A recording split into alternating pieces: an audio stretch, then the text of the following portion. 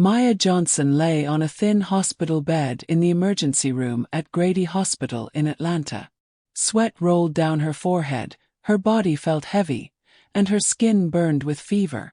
The white bedsheet was damp, and her breathing was quick and shallow. She held her phone close to her ear with trembling hands, her voice weak but determined to speak clearly. "Hello, I'm so sorry," Maya said, her voice shaking. "I've been preparing for this interview, but I'm very sick. I'm in the hospital right now. Please, I truly want to come." A cold voice cut her off on the other end of the line. "Ma'am, we do not reschedule interviews. If you are not here at the exact time, your application will be cancelled. Thank you." Click. The call ended. Maya slowly lowered the phone, her arm dropping to the side like all her strength had left her. She stared up at the fluorescent lights, blinking back tears. "Please," she whispered, her voice barely a breath. "Please don't take this chance away from me. My daughter. She deserves a better life." In the corner of the room, a little girl sat quietly on a plastic chair. Her name was Zara. She was 5 years old with big brown eyes and beautiful cornrow braids adorned with colorful beads. Her feet swung above the floor as she watched her mother. She didn't speak, she just sat still, her small hands folded in her lap. She had seen her mother work 3 jobs, suffer through long nights, and hope for something better. Now she was watching her cry, and she knew she had to do something. The sky outside was still a soft gray when Zara opened her eyes. The hospital room was quiet. Her mother lay asleep, her face pale, lips dry, and skin hot from the fever. The 4 drip clicked gently beside the bed. Zara slipped off the plastic chair without making a sound. She walked to the bedside and stood on her tiptoes. With one small hand, she carefully moved a strand of hair from her mother's forehead. "Mama," she whispered softly, "you need to rest now." She looked at the worn leather purse beside the bed, the one her mother never let out of her sight. Slowly, she unzipped it and pulled out the manila folder inside. The résumé was still clean and crisp, printed on good paper that her mother had saved money to buy. She held it tight in both hands like a treasure. She walked to the corner where her clothes were folded in a small plastic bag. She chose her favorite outfit, a bright Sunday dress with purple, gold, and red patterns that her grandmother had sent from Mississippi. Her mother had pressed it carefully the night before the interview. She put it on with care, then looked at her small patent leather shoes, worn but still shining. She slid her feet into them. The folder looked big in her tiny hands, but she hugged it close to her chest. Zara walked to the door, looked back one last time at her mother, then stepped out into the hallway. Zara stood at the MARTA bus stop just outside Grady Hospital. The morning rush hour was beginning. Cars honked, people hurried past with coffee cups, and the Atlanta skyline gleamed in the distance. But she didn't flinch. She looked down at the paper she had taken from the refrigerator at home last week, a colorful flyer with a picture of a tall glass building. It had the company's name on it, Thompson Industries, and right beside it was a route number her mother had circled in red ink, Route 21. Zara waited until she saw the MARTA bus with the matching number. The blue and white bus pulled up with a hiss of brakes, and people rushed to board. A kind older woman with silver hair noticed her struggling to climb up. "Where are you going, baby girl?" the woman asked, smiling warmly. "To the big glass building," Zara said, hugging the folder tightly. "My mama is supposed to have a job there." The woman's eyes softened. "Well then, sit right here next to me. I'll tell you when to get off." Zara sat quietly, her feet swinging above the floor of the bus. She held the folder like it was magic, like it could fix everything. Around her, Atlanta buzzed with life. The radio played gospel music, people talked on their phones, and the city rolled by outside the windows. But in her heart she felt calm. She had a mission. About 45 minutes later, the woman tapped her gently. "Your stop, little one. There it is." Zara stepped off the bus and looked up. In front of her stood the tallest building she had ever seen, a gleaming tower of glass and steel reaching toward the clouds. The morning sun reflected off its surface like diamonds. She took a deep breath, straightened her dress, and walked toward the revolving doors. The front doors of Thompson Industries opened with a soft whoosh as Zara stepped inside. The lobby was magnificent. Marble floors so shiny she could see her reflection, crystal chandeliers hanging from the ceiling, and fresh flowers on every table. Behind a large curved desk sat a young black woman with natural hair styled in a beautiful twist-out and gold hoop earrings. Her name tag read Jasmine. Jasmine was busy typing when a small shadow appeared at her desk. She looked up and blinked.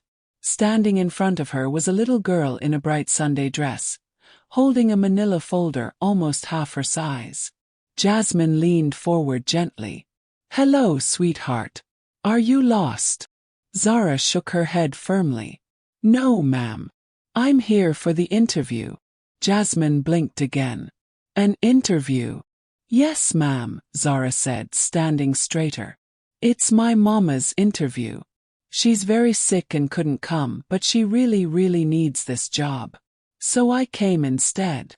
For a moment, Jasmine didn't know what to say. People in the lobby had slowed down, watching the scene. 2 security guards began to move closer, frowning. Jasmine quickly raised a hand toward them. "No, it's okay," she said, then turned back to the little girl. "What's your mama's name, baby?" "Maya Johnson," Zara replied clearly.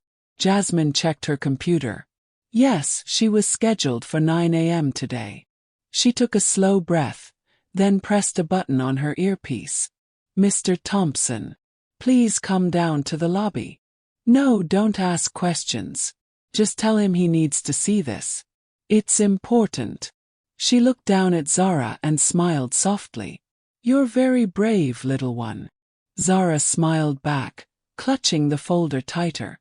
On the top floor of Thompson Industries, Mr. Marcus Thompson stood beside a large floor-to-ceiling window overlooking downtown Atlanta. He was tall, dark-skinned, and sharply dressed in a charcoal gray suit. Only 32 years old, he was already one of the most respected CEOs in the city. People said he was brilliant but cold, that he didn't smile much, didn't waste time, and cared only about results. He had built his company from nothing, and every decision was calculated for success. His assistant entered quietly. "Sir, about the 9 a.m. interview candidate. You might want to handle this one yourself." Marcus frowned, not looking away from the window. "I thought I said I wasn't to be disturbed today." "I know, sir," she said carefully. "But this is different. Please just come downstairs." With a sigh, Marcus straightened his tie and stepped into the elevator. The ride down was silent. He expected another desperate applicant or some kind of scheduling mistake. But when the elevator doors opened, he stopped. Right in the middle of the lobby stood a tiny girl in a colorful dress, holding a folder almost as wide as her chest. Her back was straight, her eyes were steady, and she radiated a quiet confidence that filled the room. She turned and looked up at him. "Are you the boss?" "I am," he replied slowly. Zara stepped forward and handed him the folder with both hands. "This is my mama's. She was supposed to come, but she's very sick. So I came instead." Marcus raised an eyebrow, genuinely surprised. "Why would you do that?" She lifted her chin, her voice clear and strong. "Because Mama deserves more than just surviving." The words hit him like a quiet thunder. He looked down at the folder, then back at the child. Around them, the whole lobby had gone silent. Marcus took a long breath, then turned to Jasmine. "Cancel my next meeting." "Sir." He didn't repeat himself.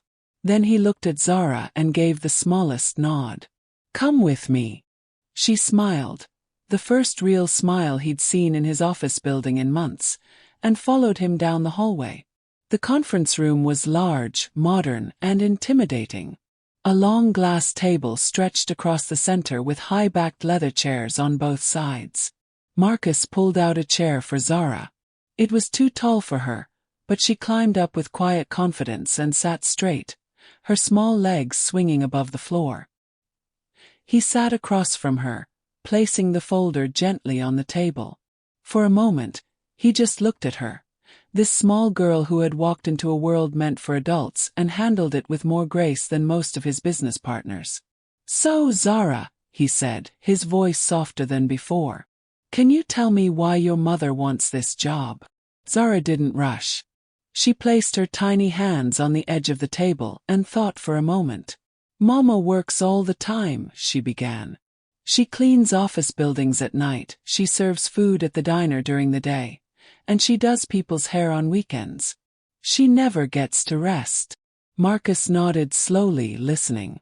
"She doesn't buy anything for herself," Zara continued.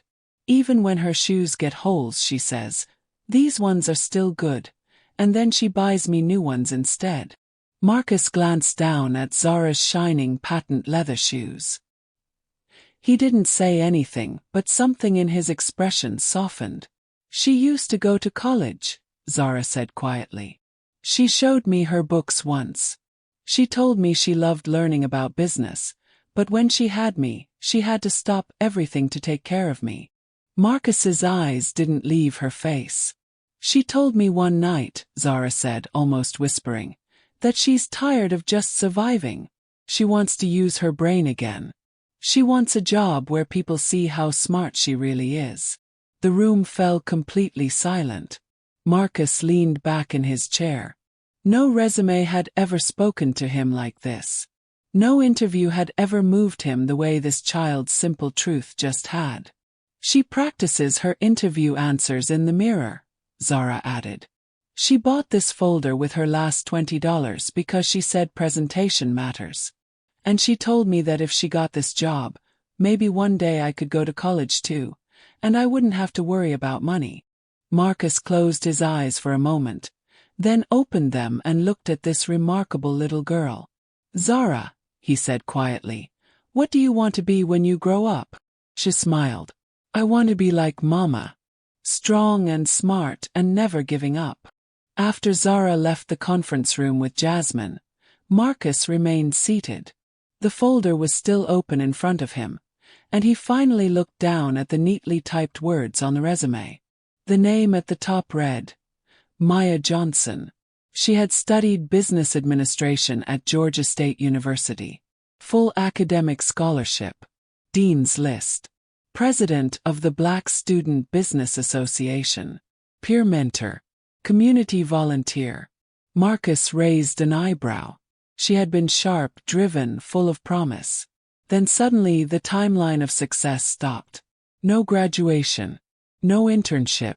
Instead, the next section read, Customer Service Representative, Night Custodian, Waitress, Hair Stylist. He stared at it, slowly tracing the timeline with his finger. The story was clear without being told.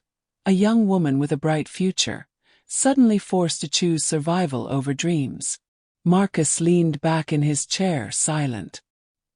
He had read thousands of résumés in his life, most full of impressive words and empty achievements. But this was real. This was a life interrupted by love and responsibility, not by failure or lack of ambition. He closed the folder slowly. Something inside his chest, something that had been cold and closed for years, began to warm. That afternoon, a delivery van pulled up outside Grady Hospital. A nurse brought a beautiful arrangement into Maya's room and placed it on the bedside table. Maya stirred slowly, still weak from the fever. Her eyes opened halfway, then widened when she saw it. A gorgeous bouquet of sunflowers, roses, and baby's breath in a crystal vase. Next to it was a small gift box wrapped in cream-colored paper, and a note leaned against it. Her hands trembled as she reached for the card. The handwriting was neat and professional. To the strongest woman I've yet to meet. Your daughter is remarkable. Marcus Thompson. Inside the box was a small carton of chocolate milk, Zara's favorite, and a note that read, For a very brave little girl. Maya sat up quickly, her heart racing. "Zara," she whispered, her eyes darting around the room. The plastic chair was empty. Panic filled her chest. She grabbed her phone and quickly found the number on the company flyer. Her fingers shook as she dialed. "Thompson Industries, this is Jasmine speaking." "Please," Maya said quickly. "This is Maya Johnson. I think my daughter may have come to your office today. She's only 5. I'm so sorry." Jasmine chuckled softly. "Don't worry, Miss Johnson. Your daughter is safe. She's right here coloring in Mr. Thompson's office." Maya's throat tightened. "I don't understand. In fact," Jasmine continued warmly, "she may have just earned you a second chance." Maya said nothing. She was too stunned to speak. "Mr. Thompson would like to invite you for a formal interview tomorrow at 10 a.m. Are you feeling well enough to come in?" Maya looked at the flowers, at the note, at the chocolate milk. Tears rolled down her cheeks. "Yes," she whispered. "Yes, I'll be there." The next morning Maya's fever had broken, but her body still felt weak.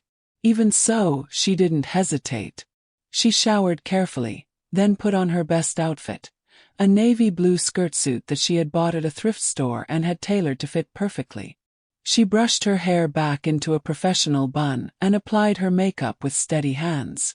Zara held her hand as they stood outside the glass doors of Thompson Industries. "You're going to do great, Mama," the little girl whispered. Maya smiled, fighting back tears. "Because of you, my love." Inside the building, Jasmine greeted her with a warm smile. "Miss Johnson, welcome. Mr. Thompson is expecting you." Maya followed her through quiet hallways, her heart pounding with every step. When the door to the executive office opened, Marcus Thompson stood by his desk. He looked different this time, less intimidating, more human. He stepped forward, offering a firm handshake. "Miss Johnson, I'm glad you're feeling better." "Thank you, sir," Maya said softly. Marcus smiled gently. "Your daughter gave the most powerful interview I've seen in all my years here." Maya looked down, her cheeks warming. "Now," Marcus said, gesturing to the chair across from his desk, "I'd like to hear from you." Maya nodded, sat down, and opened her folder. This time she would speak for herself. 2 weeks later, Maya Johnson walked into Thompson Industries as a marketing associate. It wasn't a senior role, no big title, but it was a beginning. Some staff gave her polite smiles. Others whispered behind her back, "That's the woman with the child. She's only here because the CEO feels sorry for her." But Maya didn't let it break her. She arrived early, before the office even filled. She stayed late, long after others had gone home. She read every document she was given, took detailed notes in meetings, and watched the senior team closely. How they spoke, how they moved, how they thought. She didn't ask for special treatment.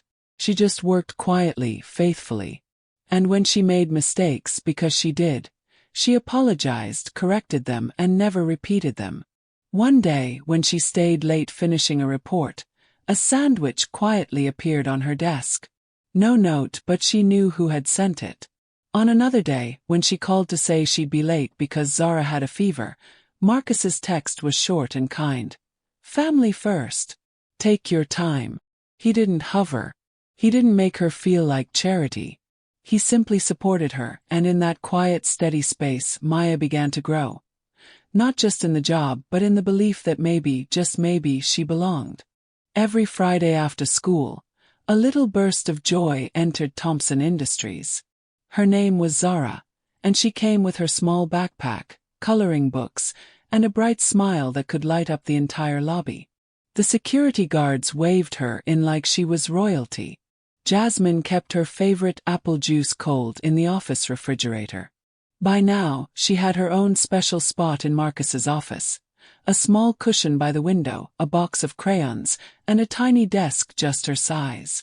She would sit quietly while her mother finished work, humming softly and drawing pictures of families, houses, and dreams. Marcus sometimes paused his phone calls just to see what she had created. One time, she drew a picture of 3 people holding hands under a rainbow and labeled it, "My Family." She gave it to Marcus, who hung it on his office wall next to his business awards. The staff got used to her presence. In fact, they started to love it. They called her Little Boss. She waved at everyone in the hallway, shared her animal crackers, and once reminded the finance manager to eat lunch, because Mama says grown-ups forget to take care of themselves. She didn't know it, but her quiet joy brought life to the office. And to Marcus, she brought something he hadn't felt in years: peace. It was a quiet Friday evening. Most of the staff had gone home, the office lights were dimmed, and the Atlanta skyline glowed with the orange sunset. In one of the conference rooms, Maya and Marcus sat side by side, reviewing slides for an upcoming presentation. Zara sat in the corner, curled up with a small blanket and her juice box, coloring silently. They worked in comfortable silence, occasionally sharing a smile or a quiet joke. Then, just as Maya stood to pack her bag, a small voice broke the air. "Mama." Maya turned. "Yes, baby." Zara looked up, her eyes big and serious. "Can I call Uncle Marcus Daddy?" The room went completely still. Maya's hands froze mid-air. Marcus's pen stopped moving. The only sound was the hum of the air conditioning. Zara continued softly. "He always picks me up when I'm sad. He brings me juice boxes. He helps me with my homework. He reads me stories. And he makes you smile, Mama. He makes you smile the way daddies are supposed to." Maya's throat tightened. She turned to Marcus, afraid of what she might see in his face. But he was already walking toward them. He knelt down beside Zara and gently placed his hand on her small shoulder. His voice was low, a little shaky. "It would be my honor, little one." Maya wept as Marcus gently embraced Zara. Her tears weren't from pain this time, but from something softer, deeper: love. She had fought so long, so hard, without help. And now here stood a man who had once been cold, now choosing her child like his own. Something in Maya finally released. The walls she had built around her heart began to crumble. 6 months later, at Thompson Industries' annual Christmas party, the office sparkled with lights, music, and laughter. Maya stood in a beautiful emerald green dress, glowing beside the Christmas tree. Zara twirled in silver shoes, her cream-colored dress catching the lights as she spun. Marcus watched from across the room, no spreadsheets in his hands for once, just a quiet peace in his eyes. Later, someone tapped a glass. Marcus stepped to the microphone. "Usually I talk about profits and projections," he began, his voice carrying across the room. "But tonight I want to share a different kind of story." He told the room about the tiny girl who came to the lobby with a folder twice her size. How she spoke with wisdom beyond her years. How her love and courage brought one of the company's best employees to Thompson Industries. He lifted his glass. "To Maya Johnson, who has exceeded every expectation. And to Zara, who believed in her mama before the rest of us did." He looked directly at them, his voice growing softer. "Family isn't always about blood. Sometimes it's about choice. Sometimes it's about love showing up in the smallest shoes." The room erupted in applause. Under the golden lights, they stood together, mother, daughter, and the man who had quietly chosen them both. In a city of traffic and closed doors, one little girl had walked in holding only her mother's dream. No one expected her to change everything, but she kept going. She didn't just carry a folder. She carried truth, love, and unshakable faith. Because of her, a mother was seen. A door opened. Future began. And love found its way home. Quietly, powerfully, completely. Sometimes the bravest feet wear the smallest shoes. And the strongest love doesn't shout, it shows up. End of part 1. To be continued in part 2. The test of love.